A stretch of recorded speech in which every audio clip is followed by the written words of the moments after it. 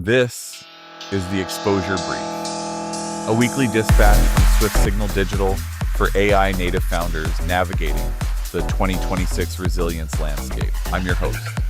Every week, we deconstruct the gap between automation claims and regulatory reality. On today's briefing, our analysts dive into the latest FSC mandates and the tactical shift toward outcome-based governance. Let's head into the lab. Okay, so picture this. It's late March 2026, and you're sitting in the green room of some massive tech conference. Right. The coffee is terrible. Oh, the coffee is always terrible. But the adrenaline is completely off the charts. Because everyone in that room is quietly panicking. Exactly. And if you're listening to this deep dive right now, whether you're a SaaS founder trying to ship a new generative feature, or a compliance officer staring at a risk dashboard, or just a tech strategist trying to read the geopolitical tea leaves, you are the third person in this room with us. Because the old playbook for building and selling software, it just caught fire. It's entirely gone. In April 2026, a single line of code in your SaaS product could either trigger an $18 million Federal Trade Commission lawsuit, or it could trigger a nationwide class action discrimination lawsuit in the state of California. And right now, the way the regulatory landscape is completely fracturing, you really can't avoid both. You have to pick your poison. Welcome to the compliance no man's land. It is, it's the ultimate catch-22 for the software industry. And it's coming to a head next month. We are staring down the barrel of some brutal, precedent-setting constitutional litigation. Yeah, the regulatory grace period is over. Yeah. For the past 3 years, I feel like the industry operated under this assumption that AI was just, too new, too novel for governments to effectively regulate. Right, that they wouldn't understand it fast enough to stop it. Exactly. And that assumption has violently expired. So we got a massive stack of intelligence on the table today, and our mission is to extract the exact mechanisms of what is happening so you can defend your company. We have a lot of ground to cover. We really do. We're looking at the 221-page 2026 International AI Safety Report. We have the FTC's $18 million destruction of a company called Air AI, which basically kills AI hype marketing forever. And we're tracking a massive structural divergence.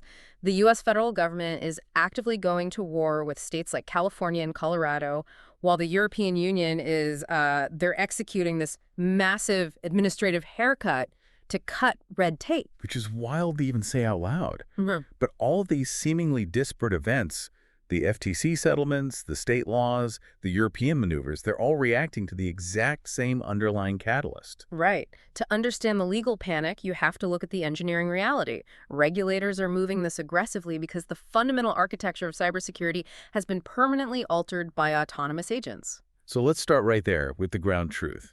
Because before we get into the boardroom compliance traps, we really need to understand the offense-defense imbalance in security right now. It's the foundation of all of this. It is. I've been reading through the 2026 International AI Safety Report, and I want to emphasize for everyone listening, this isn't like a vendor-sponsored blog post trying to sell you firewall software. No, this is a 221-page behemoth. Right. Compiled by over 100 independent experts across 30 countries. Chaired by Yoshua Bengio, a Turing Award winner. When this specific consortium publishes data, prime ministers actually change their budget. Exactly. And the quantitative data in this report is just staggering. It validates the deepest anxieties of every chief information security officer working today. Let's look at the baseline numbers from the first half of 2025. Identity-based attacks, so threat actors bypassing authentication rather than hacking through a firewall, those rose 32%. 32% in 6 months. Yeah. And data exfiltration, where ransomware groups don't just encrypt your system, but they actively steal your proprietary data to extort you, that surged by almost 93% among major ransomware families. Wow. And attacks specifically targeting industrial control systems jumped 87%. But, the numbers are just a symptom. The mechanism of how these attacks are happening is what actually matters to a builder. Let's look at the DARPA AI Cyber Challenge detailed in the report. Oh, this is fascinating. It's the premier government-sponsored cyber competition in the world, right?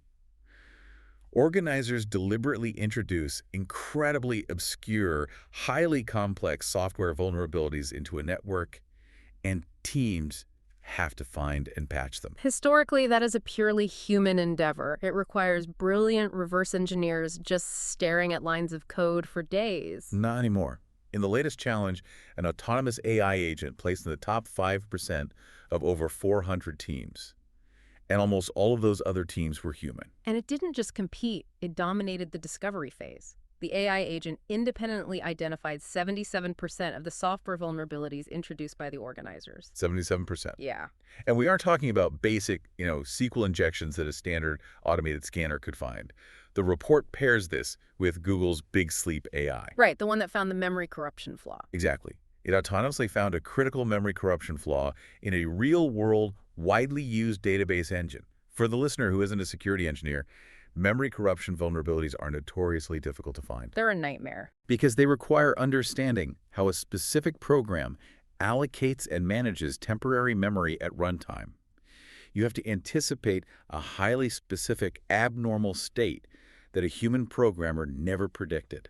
And the fact that a machine learning model is doing this autonomously, it means the bottleneck of human ingenuity and hacking has essentially been removed. Which fundamentally transitions cybersecurity from an IT problem to a governance and e-discovery crisis. Let's look at how malware actually behaves now. The report details the rise of truly polymorphic communicative malware. Explain that, because it's terrifying. Well, in the past, antivirus software worked by looking for digital signatures, right? Essentially a fingerprint of a known virus. If the fingerprint matched, the software blocked it. Right. It was a game of lists. The bad guys write a virus, the good guys find it, add its fingerprint to a blacklist, and push that list out to every computer in the world. But imagine a piece of malware that, immediately upon infecting a host machine, just pauses mid-execution. It reaches out via a hidden API call to an external adversarial large language model. It feeds the LLM a description of the host environment it just landed in.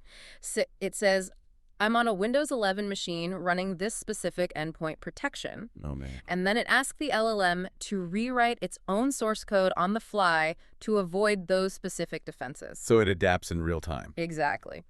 The LLM generates a brand new, functionally identical but structurally unique payload, sends it back, and the malware compiles and executes it. So the fingerprint changes every single time.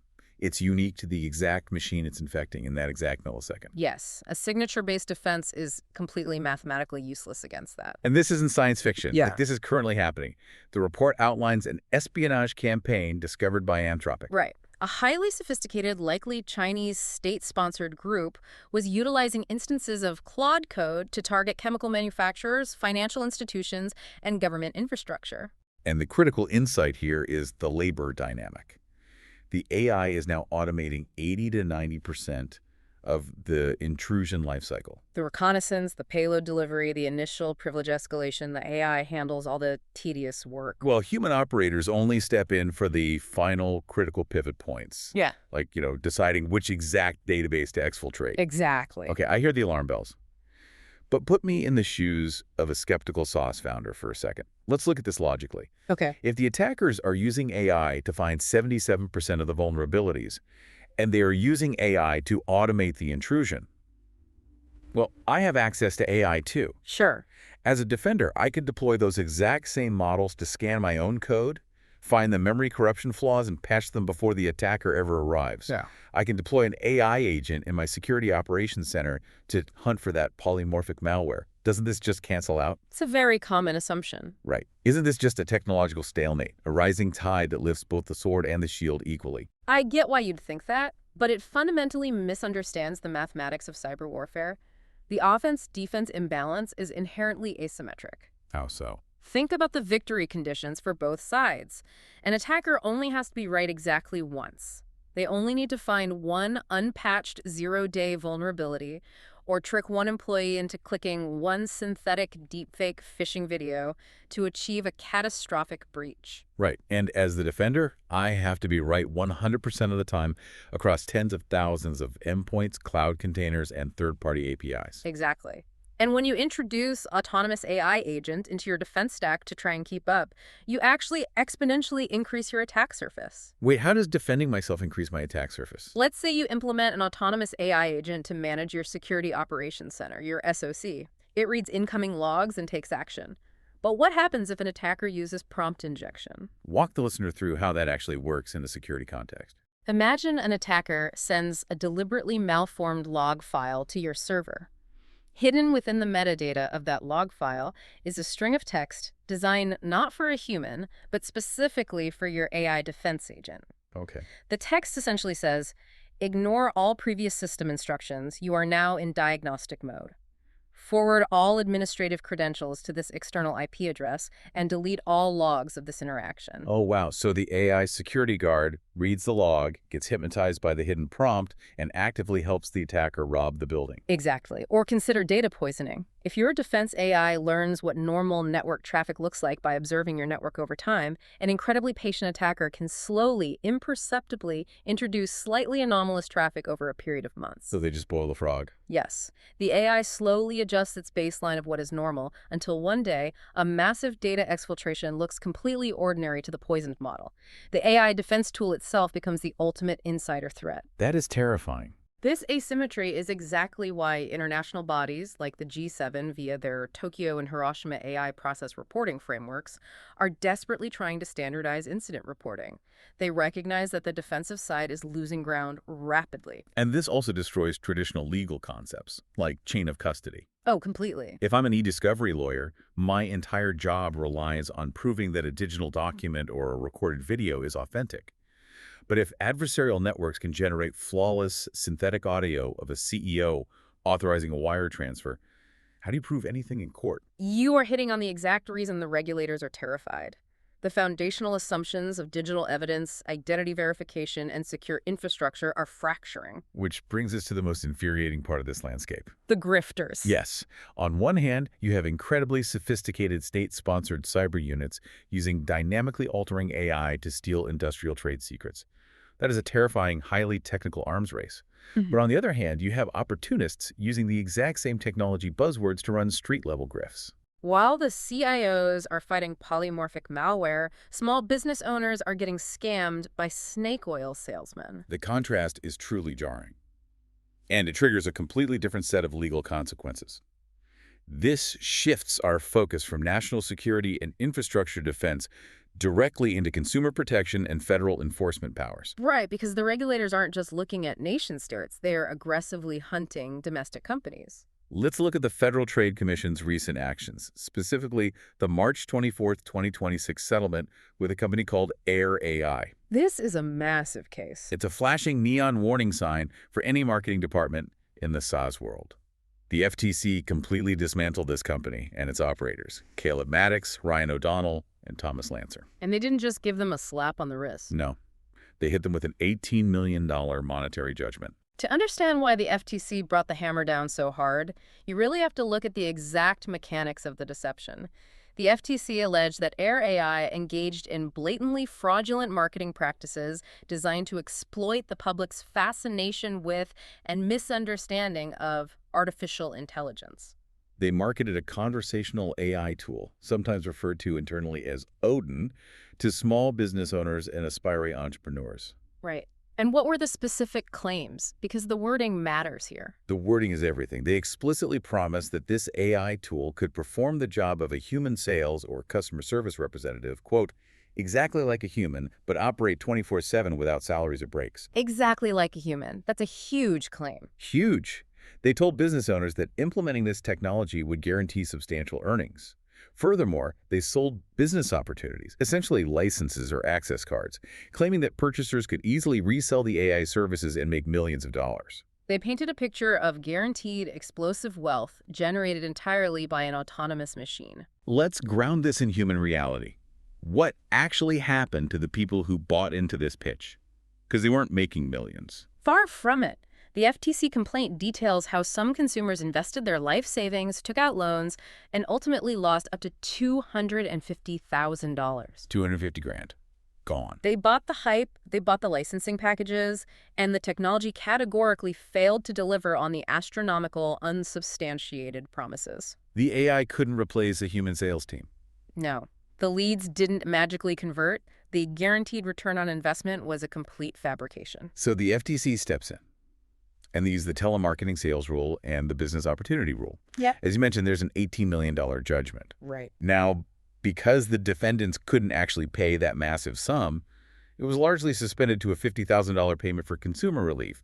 But the financial fine isn't even the actual punishment here, is it? No, the true punishment is the permanent injunction. Under the proposed settlement order, Air AI and its specific operators are permanently banned from selling, marketing, or promoting any business opportunity ever again. Wow. They are permanently banned from making earnings claims without rigorous, documented substantiation.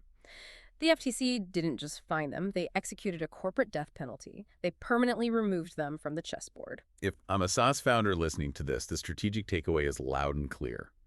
The era of AI hype marketing is officially dead and buried. Completely over. 3 years ago, you could slap the letters A and I onto a pitch deck, tell a client your algorithm would magically double their pipeline and let them fire half their support staff, and venture capitalists would write you a check. But now, if you do that, Christopher Muferge and the FTC's Bureau of Consumer Protection will come and take your company away. That is the precise lesson.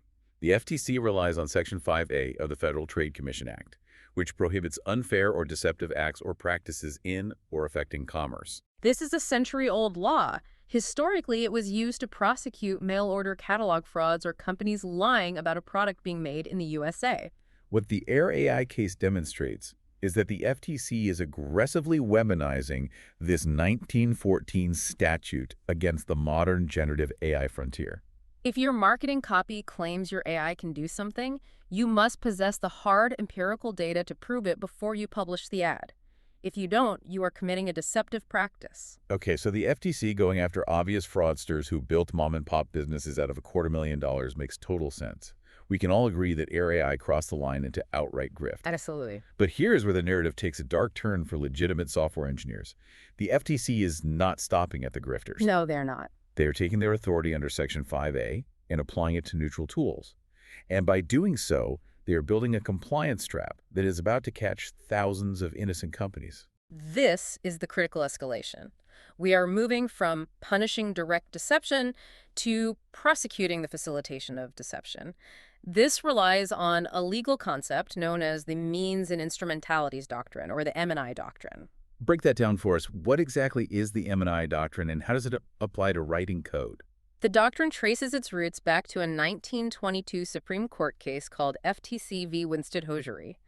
The foundational premise is that a company can be held liable for deception under Section 5A, even if they never directly lie to a consumer. Yeah. If you manufacture a product or a tool and you provide it to a third party, and that third party uses your tool to deceive the end consumer, you are liable because you furnished the means and instrumentalities of the fraud. You gave them the weapon. Applying that to SaaS, if I build an AI application and my enterprise client uses it to do something illegal or deceptive, the federal government can sue me, the original developer, for providing the tool. That is an absolute massive expansion of liability. We have to look at the two recent cases that perfectly illustrate how this is being applied today. The Writer case and the SiteJabber case. Let's examine Writer first, because it was highly controversial and incredibly revealing.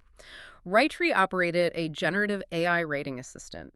It was a standard, neutral tool with dozens of legitimate use cases, drafting emails, writing blog posts, generating product descriptions. Pretty standard stuff. However, it also included a specific user interface feature called the Testimonial and Review Generator. Walk us through the mechanics. What did the user actually see on their screen, and what did the AI do? A user would open the Writer application, select the Testimonial and Review template, and input a few basic keywords, perhaps a product name like Acme vacuum cleaner, and a desired tone like enthusiastic. Right. The AI would then generate a highly detailed, persuasive, fully fleshed out review. It might write, "I bought the Acme vacuum last month and it completely transformed my home. The suction power is incredible and it easily picked up all my dog's hair. 5 stars. But the user never actually bought the vacuum. And they don't even own a dog.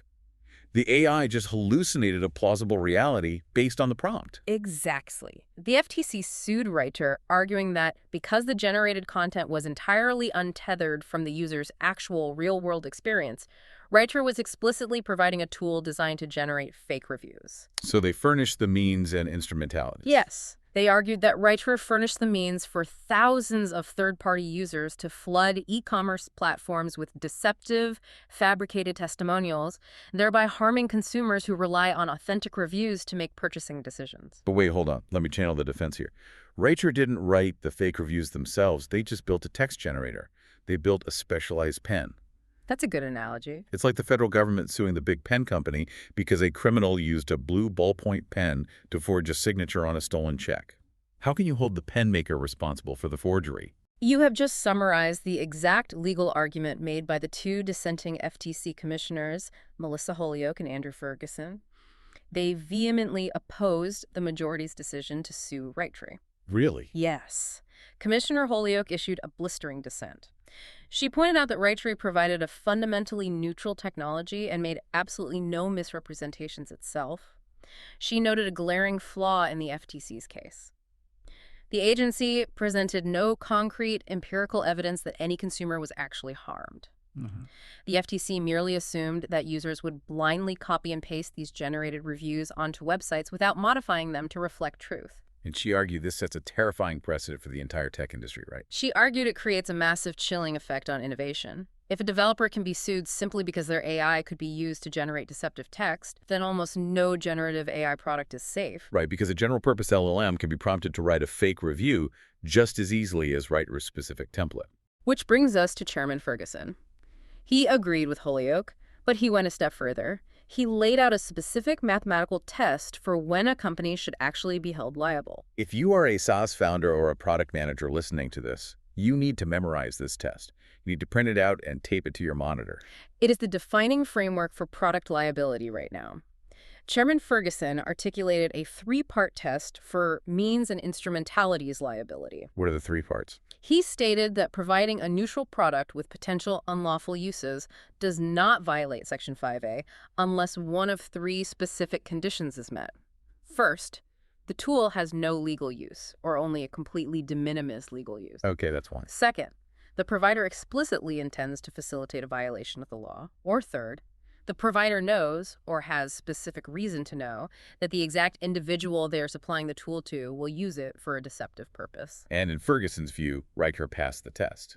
The tool had massive legal uses, like drafting marketing copy for your own product, and there was no evidence Riker explicitly intended to facilitate fraud. But to understand the boundary line, we have to look at a case where the FTC was totally unanimous. Even the dissenters from Riker agreed on the SiteJabber enforcement action.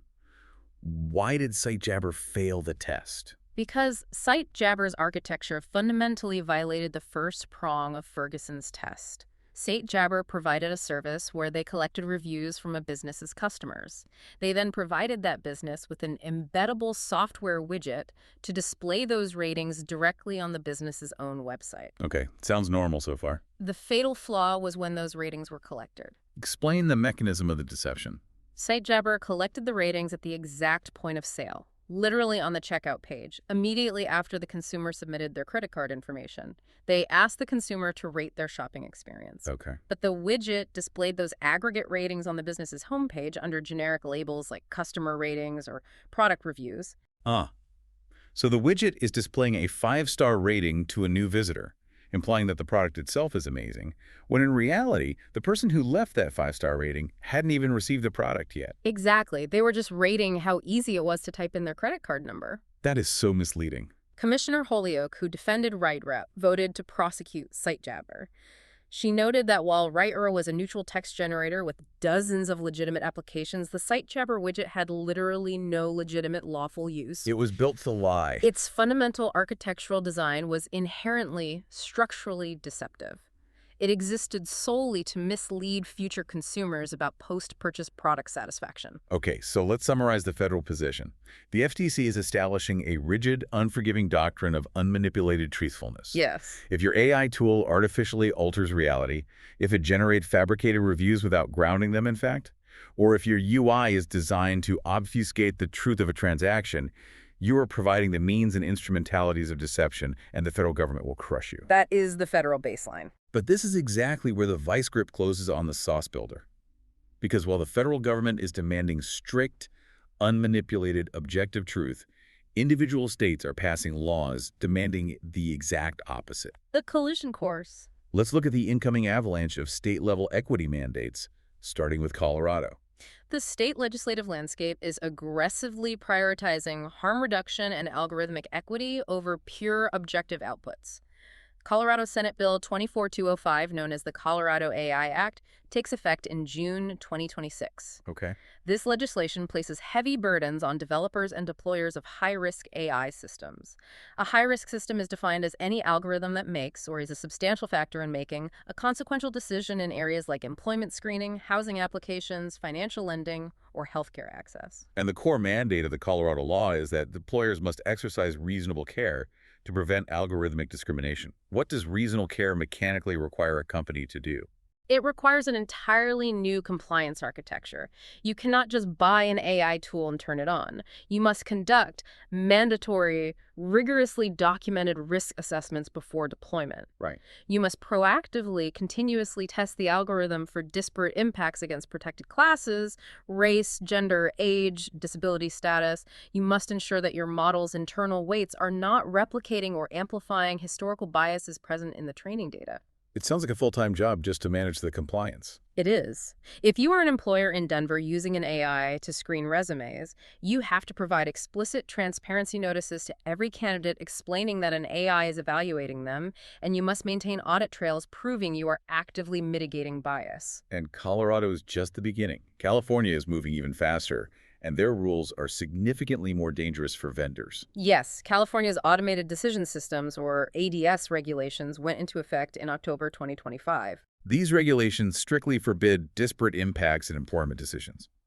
But here's the critical distinction for our listeners. California outright refuses to let companies outsource their liability through vendor contracts. This is a seismic shift in contract law. Historically, if a company bought software, they would include an indemnification clause stating that if the software broke the law, the vendor would pay the legal fees. Standard B2B stuff. Right. California's ADS regulations effectively nullify that defense when it comes to algorithmic discrimination. If you are a California corporation and you purchase an off-the-shelf AI hiring tool from a SaaS vendor, and that tool demonstrably favors male candidates over female candidates, you, the employer, are directly liable for discrimination. But the vendor doesn't escape either. Let's look at how this is currently playing out in the federal courts, because the Mobley v. Workday litigation is the blueprint for the next decade of algorithmic lawsuits. Mobley v. Workday is perhaps the most consequential AI litigation currently active. Workday is a massive, ubiquitous provider of human resources and candidate screening software used by Fortune 500 companies globally. Okay. A job applicant named Derek Mobley filed a lawsuit alleging that Workday's proprietary AI screening tools systematically and disproportionately rejected applicants who were older, Black, or possessed disabilities. Let's explain how algorithmic discrimination actually happens at the code level. Because a lot of people assume you have to explicitly program the AI to be racist, which obviously no one does. How does a resume parser accidentally develop a disparate impact? It comes down to proxy variables and historical training data. An AI model doesn't understand human context. It understands mathematical correlations. Let's say you train a hiring algorithm on 10 years of historical data from a tech company. Historically, the company hired mostly men in their 20s. The AI looks at those successful resumes and finds hidden, complex correlations. It might penalize a resume that includes the phrase women's chess club, not because it explicitly hates women, but because the word women's rarely appeared in the historical data of successful hires. Or age discrimination. It penalizes someone because their resume says they graduated college in 1985, or because they use two spaces after a period, which is an older typing convention. Right. The algorithm learns that people who use two spaces after a period historically didn't get the job. Exactly. The algorithm optimizes for the historical baseline, inadvertently codifying historical biases into an automated, highly efficient gatekeeper. In the Workday case, the federal judge allowed the lawsuit to proceed past the initial dismissal phase. Which is a huge deal. The judge suggested a novel legal theory that an AI vendor, by providing the screening algorithm and dictating how it processes applicants, could potentially be held directly liable as an agent of its client employers under federal civil rights laws. And this case just went nuclear earlier this year. It's no longer just Derek Mobley. No, in early 2026, the plaintiff's attorneys moved to expand the lawsuit into an a massive nationwide class action on behalf of potentially millions of job seekers over the age of 40. They're leveraging the Age Discrimination in Employment Act, the ADEA. Millions of job seekers. The core allegation is that applicants were uniformly rejected across dozens of different companies using Workday, sometimes within minutes of submitting their application, often at odd hours of the night. Which implies? This timing strongly suggests automated algorithmic processing with zero human oversight. Okay, stop. Just stop right there. Put yourself in my shoes. I am a SaaS founder. I am building a candidate scoring hiring tool right now. Okay. I have read the California ADS regulations. I have read the Colorado AI Act. I am watching Workday face a class action lawsuit that could cost them hundreds of millions of dollars. California and Colorado are holding a loaded gun to my head. They are explicitly threatening to destroy my company if my algorithm does not actively mitigate bias and ensure equitable outcomes across all demographic groups. That is an accurate assessment of your risk exposure at the state level. They demand mathematically proven algorithmic equity. Right. So as an engineer, to achieve that equity, I have to go into the model. Yeah. I have to artificially alter its internal weighting. If the raw math says a certain demographic is scoring lower based on historical data, I have to hard code an adjustment. You have to intervene. I have to artificially manipulate the outputs to ensure the state-mandated equal outcomes. But the moment I manipulate that algorithm to alter the raw reality of the data, doesn't the FTC immediately swoop in? Here we go. Doesn't Chairman Ferguson point to the M&I doctrine and say, you are providing an instrumentality for deception. You are not being truthful about the candidate's raw score. You are artificially inflating or deflating it to meet a state quota. Tell me, how on earth do I legally write a line of code that satisfies California's demand for curated, de-biased equity and the federal government's demand for unmanipulated objective truthfulness? You can't. You have just perfectly diagnosed the compliance no man's land. It's insane. It is a fundamental, irreconcilable contradiction in the current legal framework. You cannot satisfy both sovereigns simultaneously. It's an impossible choice. If I build the model to be objectively truthful to the raw data, California sues me for disparate impact. If I manipulate the model to ensure equity, the FTC sues me for deceptive practices. It is a systemic paradox. You have individual states demanding curated, socially engineered, carefully managed realities to protect historically marginalized groups from algorithmic harm. Right. Simultaneously, you have the federal administrative state demanding strict, unvarnished, objective truthfulness, viewing any artificial tweaking or debiasing as a potential manipulation of reality and a deceptive practice. And this paradox is exactly why the industry is holding its breath for April. The current structure is completely unsustainable. Constitutional litigation isn't just likely, it is mathematically inevitable. Something has to break. Which brings us to a massive pivot.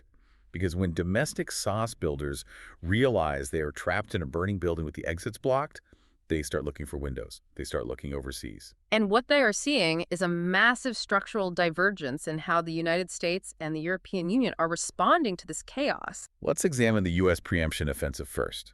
The White House has finally decided they cannot allow 50 different states to dictate the architecture of the digital economy. The federal government is launching an aggressive counterattack. On March 20, 2026, the White House released a highly anticipated legislative recommendations framework. This document builds upon the foundation laid by President Trump's Executive Order 14365, signed back in December 2025. The administration's explicitly stated goal is to preempt, meaning legally override and invalidate, what they term unduly burdensome state AI laws. They want to establish a single, unified, minimally burdensome national standard. Because they realize that if a startup has to build 50 different versions of its algorithm to satisfy 50 different state legislatures, American innovation dies and China wins the AI race. Exactly. The administration argues that a fragmented patchwork of state regulatory regimes inherently stifles innovation, drives venture capital overseas, and directly threatens American geopolitical and economic dominance in the AI sector. But the White House isn't just writing strongly worded memos and hoping the states comply. They are operationalizing the Department of Justice. They're weaponizing the DOJ. The Department of Justice has formally established an AI litigation task force. This isn't a defensive advisory group. It is an offensive legal strike team. And their target is the states. Their specific mandate is to sue individual states and challenge these state-level AI mandates in federal court. And the primary constitutional weapon they are wielding is the Dormant Commerce Clause. I want to make sure everyone understands this because it's the fulcrum of the entire April legal storm. Explain how the Dormant Commerce Clause actually works in the context of cloud software. The Commerce Clause of the U.S. Constitution grants the federal government the exclusive power to regulate commerce between the states' interstate commerce. Right. Pretty basic constitutional law. The dormant aspect of this clause is a legal doctrine that says because the federal government has this power, individual states are implicitly prohibited from passing legislation that excessively burdens or discriminates against interstate commerce. So how does the DOJ apply that to an AI law in California? The DOJ's argument is that artificial intelligence and cloud-based software are inherently interstate products. A server in Virginia processes data from a user in Texas using an algorithm developed in California. Makes sense. Therefore, when California passes a law dictating how an AI model must be tested and weighted, they aren't just regulating their own state. They are forcing a fundamental architectural change on an interstate product, effectively dictating commerce for the entire nation. Oh, wow. The DOJ argues this is a massive, impermissible overreach of state authority that burdens the national economy. But the states are refusing to back down. This isn't just a legal theory. It's a massive political brawl. It is rapidly escalating into a full-blown constitutional crisis. 36 state attorneys general, representing a completely bipartisan coalition, are actively banding together to oppose the White House framework. 36. That's a huge majority. Their counter-argument is that protecting their citizens from fraudulent business practices, employment discrimination, and algorithmic harm falls squarely within their traditional, constitutionally protected police powers. You even have governors openly defying Washington. Florida's Governor DeSantis is explicitly ignoring the White House recommendations. He is pushing his own aggressive state-level AI regulatory bills through the Florida legislature, arguing that the 10th Amendment guarantees state sovereignty in matters not explicitly delegated to the federal government. Right. And meanwhile, at the federal legislative level, Senator Marsha Blackburn is frantically drafting bills trying to codify the White House framework into permanent law, but Congress is hopelessly gridlocked. So the United States regulatory environment is essentially a cage match. You have the DOJ suing the states ignoring the president, and the FTC suing everybody else. It's chaos. Meanwhile, you look across the Atlantic, and what is the European Union doing? They just introduced the digital omnibus. The strategic divergence is jarring. While the United States is plunging into jurisdictional warfare, the European Union is executing a masterclass in regulatory consolidation, referred to by policy analysts as the administrative haircut. Which is ironic because historically the EU is the undisputed champion of bureaucratic red tape. If you asked a Silicon Valley founder a year ago where they wanted to build a company, the EU was the last place on the list. What changed? The European Commission recognized that their previous regulatory strategy was becoming unsustainable. Over the past 5 years, they had aggressively layered massive, complex directives on top of each other. GDPR, the AI Act. You had the General Data Protection Regulation, the GDPR. You had the Digital Services Act. You had the Data Act. You had the Artificial Intelligence Act. You had cybersecurity frameworks like the NIS2 Directive and the Digital Operational Resilience Act, DOR. Sorry for bad soup. They realized that this overlapping web of compliance was creating so much friction that European tech startups were suffocating. So the digital omnibus is their attempt to untangle the knot. Exactly. The omnibus aims to streamline and harmonize all of these disparate regulations into one single, logically coherent framework. Explain what this actually looks like for an engineering team on the ground. How does the omnibus mechanically save a startup time and money? Let's look at the specific business benefits, which are heavily targeted at small and medium-sized enterprises, or SMEs. The most significant architectural change is the creation of a single entry point for incident reporting. Okay, what does that mean? Under the old regime, if a SaaS company suffered a data breach, they faced a nightmare. They had to report the breach to the privacy regulator under the GDPR within 72 hours. They simultaneously had to report the cybersecurity failure under the NIS2 directive to a different agency. If they touched financial data, they had to report under DORA to yet another authority. So 3 separate legal teams filing 3 different types of paperwork. And if you missed a deadline for one of them, you got fined millions of euros. Ouch. Precisely. The omnibus eliminates that. You now have a unified portal. You report the incident once, utilizing a standardized data schema, and the back-end bureaucracy handles routing that information to the appropriate agencies. It represents a massive reduction in compliance overhead. That is legitimately huge. What else are they doing to ease the burden? They are making a massive concession on the AI Act itself. They are delaying the strict enforcement of the AI Act's high-risk mandates, tying enforcement directly to the availability of finalized, harmonized technical standards. Wait, really? Essentially, the EU is saying, we won't fine you for failing to comply with the rules until we have actually published the exact technical specifications of how to comply. Imagine that. Oh. A regulator actually explaining the rules before punishing you for breaking them. It's a novel concept. Furthermore, the omnibus significantly eases rules surrounding B2B, business-to-business, data sharing under the Data Act, allowing startups to train models more easily. That's big for AI developers. They are outright repealing older, redundant laws like the platform to business or P2B regulation to cut away deadwood.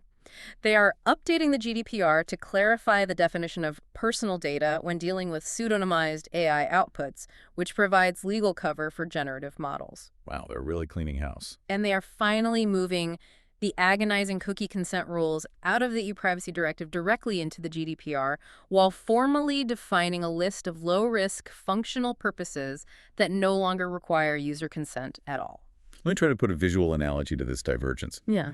It feels like the United States regulatory environment is a chaotic 10-way intersection. The traffic lights are completely broken. I like this analogy. You've got the federal government driving an 18-wheeler, the states driving sports cars, the FTC driving a tank, and they're all just repeatedly ramming into each other in the middle of the intersection, screaming about who has the right of way. Meanwhile, the EU, which historically loved building toll booths every 10 feet, just bulldozed all the toll booths and built a massive, very strict, but perfectly marked unified toll plaza. You have to pay a steep price to enter, but you know exactly which lane to be in, you pay exactly once, and then traffic actually moves at a predictable speed. That is a highly accurate representation of the market psychology right now. The absolute regulatory floor in the EU is undeniably stricter than the US baseline. It costs more to achieve initial compliance, but that compliance is becoming harmonized, singular, and deeply predictable. Whereas the US is just. The U.S. environment, conversely, is characterized by extreme volatility and direct, unresolvable contradictions. Which forces a massive existential strategic question for any global SaaS company. If you are a founder and you are looking at this impossible choice in the U.S. between state equity and federal truthfulness, do you just throw your hands up? Do you tell your engineering team to simply build your entire architecture exclusively to the EU Omnibus standard and treat the United States as a toxic, legally unviable environment until the Supreme Court finally resolves this mess? It is the defining boardroom conversation of Q1 2026. Many enterprise companies are privately adopting exactly that strategy. I don't blame them. They believe that if they design their foundational systems to comply with the most stringent, harmonized standard available, the European Omnibus, they might insulate themselves from the chaos. However, as we discussed with the impossible choice, complying with the EU doesn't necessarily save you from a rogue FTC enforcement action over truthfulness or a California lawsuit over disparate impact. Right. There is no geographic escape hatch that solves every problem. Which means we need a concrete survival guide. We need to pull out of the macro-level geopolitical chess game and focus on the micro-level. What does a SaaS founder, a compliance officer, or an engineering lead actually do today, this week, to protect their company? Let's get into it. Let's move to our outro, the Guardrail Protocol. We've synthesized all of these documents, all of this litigation, into 4 concrete, non-negotiable survival steps for Q2 2026. Step 1 is immediate vendor autopsies. You can no longer implicitly trust your supply chain. As we saw with the California ADS regulations and the Mobley v. Workday litigation, you cannot outsource your legal liability via a vendor contract. If your SaaS platform integrates a third-party AI tool for applicant screening, credit scoring, or any consequential decision-making, you must conduct a forensic audit of that vendor immediately. And you can't just accept a PDF that says we are compliant. You have to demand the math. Right. You must demand to see their raw bias testing results. You need to review their risk assessment frameworks and their demographic parity metrics. Ask them directly how they balance debiasing with FTC truthfulness mandates. If they cannot answer that question, or if they refuse to share their testing data, you are carrying their legal risk on your balance sheet. You must surgically evaluate every single AI integration in your tech stack. Step 2. Implement the Ferguson test. Before your engineering team ships any new generative AI feature, you need to apply FTC Chairman Ferguson's three-part M&I test internally. You need to hold a pre-mortem meeting and ask, does this feature have a primary, legitimate, legally defensible use? Is our internal intent purely to provide a neutral utility, or are we implicitly winking and nodding at users who want to bypass rules or fabricate content? And most critically, do we have any empirical reason to know that our specific client base will use this tool to deceive end consumers? If your new feature looks more like the inherently deceptive SiteJabber widget than the neutral right-ray text generator, you pull the plug. Do not ship it. Step 3. Provenance preparation. California Assembly Bill 853 is looming on the horizon. You must begin engineering the architecture to embed system provenance data into your AI outputs. This is a massive technical lift. If your platform generates synthetic images, video, audio, or even text, you are going to be required to prove its authenticity and algorithmic origin. You need to start adopting standards like C2PA, utilizing cryptographic hashing to embed unremovable latent metadata directly into the files. Right. Social media platforms, messaging services, and search engines are rapidly updating their algorithms to detect this provenance data and penalize or flag content that lacks it. If you don't start building the pipelines for latent disclosures now, your generated content will be treated as malicious spam by the end of the year. And finally, step 4. Kill the hype. You need to walk down the hall, knock on the door of your chief marketing officer, and mandate an immediate purge of your marketing collateral. Delete any blog posts, pitch decks, or website copy that promises your AI will completely replace human workers, operate flawlessly with zero oversight, or guarantee a massive automated return on investment. The FTC's total destruction of Air AI proves that the Bureau of Consumer Protection is actively scanning the internet, hunting for hyperbolic marketing. They are watching. If you overpromise the capabilities of your generative model, or if you cannot produce rigorous scientific substantiation for your earnings claims, you are actively inviting a Section 5A deceptive practices lawsuit. You must keep your marketing aggressively grounded in verifiable, documented reality. Those 4 steps, vendor autopsies, the internal Ferguson test, provenance preparation, and killing the hype form your baseline defensive perimeter. If you implement the Guardrail Protocol, you significantly increase your odds of surviving this current regulatory no man's land. It requires a paradigm shift. Defensibility is no longer a luxury feature you add right before an IPO. It is the fundamental prerequisite for continued operation. But as we wrap up this deep dive, there is one final lingering thought that wasn't fully resolved in any of the briefs or court dockets we reviewed today. It's the ultimate what-if scenario that is keeping me up at night. What is the scenario? We spent a lot of time talking about the DOJ's AI litigation task force and their plan to use the Dormant Commerce Clause to crush California and Colorado's AI laws in federal court this April. Right. The White House wants to establish that regulating an algorithm impermissibly burdens interstate commerce. But let's play that out to its logical conclusion. If the federal government wins that argument, if the Supreme Court agrees that AI is too fundamentally interstate for California to regulate, does that inadvertently strip the states of their constitutional power to regulate any software in the future? That is a profound constitutional question. Think about it. If California isn't allowed to regulate a neural network because it lives in the cloud and processes data across state lines, why would they be allowed to regulate standard cloud computing? Why would they be allowed to regulate data privacy on a mobile app? If the DOJ's preemption argument succeeds, where does the line between a digital product and state sovereignty actually end? If the courts accept the administration's broad interpretation, it wouldn't just invalidate a few AI bills. It could permanently rewrite the constitutional balance of power between the states and the federal government for the entirety of the 21st century digital economy. It could effectively nationalize software regulation overnight. It's a staggering possibility. And it is exactly why everyone in that green room is sweating. The regulatory X-ray machine is broken, the rules of engagement are contradicting each other, and we are navigating incredibly volatile waters. To everyone listening, I highly encourage you to immediately review your compliance stack, audit your vendors, implement the Guardrail Protocol, embrace yourselves, because the April litigation storm is about to make landfall. The tools arrayed against you, both by threat actors and regulators, are growing more capable by the quarter. Stay vigilant. Stay sharp, stay compliant, and good luck out there. You've been listening to The Exposure Brief. If today's analysis highlighted a gap in your own product's liability surface area, don't wait for the audit. Head over to theguardrail.beehive.com to join the community and get our weekly audit checklists. And for a private diagnostic of your narrative risk, visit swiftsignaldigital.card.co. Stay secure.